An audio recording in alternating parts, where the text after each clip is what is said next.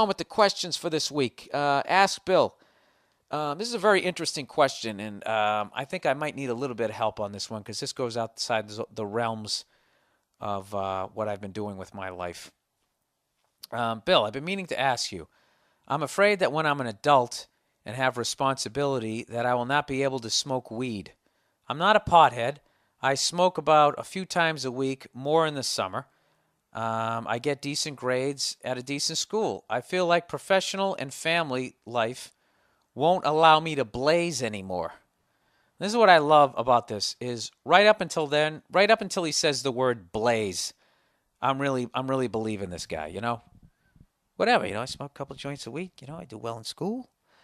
At a great school, I'm very responsible. I don't drink and drive a couple times a week. If he said I have a couple of tokes, no big deal.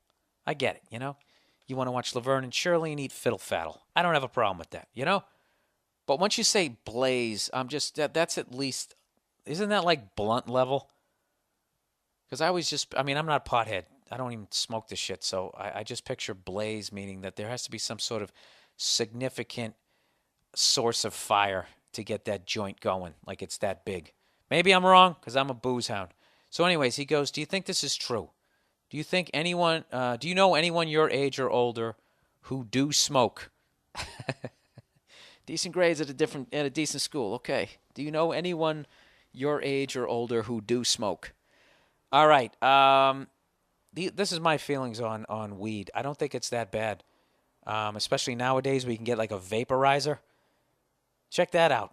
Or go to what is it? www.themmpodcast.com, and they'll have a picture for you. I guarantee it.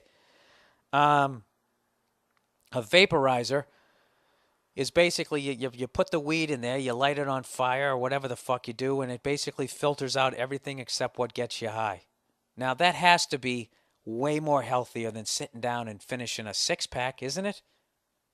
I guess it depends if you get the munchies and then you go out and eat cake and ice cream. I have no fucking idea. But anyways, I think, yeah, I know people who are married and have kids. And, every once in a while they go out, send their kids to bed, have a couple of puffs. But, kids, they'll figure out what you're doing. That's the only thing. You have to really hide it because I don't think I would smoke weed in front of my kids ever because even though I don't think it's any worse than having a beer, it isn't. It really isn't. The thing is you are knowingly breaking the law, and it is considered like, you're on drugs. For some reason, alcohol isn't, which is complete bullshit. But it is. So to just do that in front of a kid, and you know how kids, they always want to outdo you.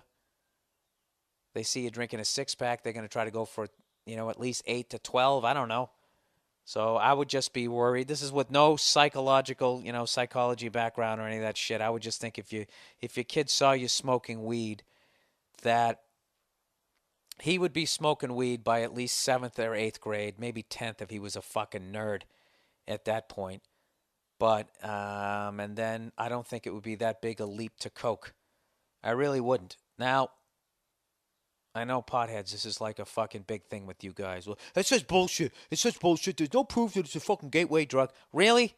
I think it is. Because everybody I know went that route. You started off with booze, then you went to weed, then you went to coke, and whatever else. So weed, you went to coke, or they had crank.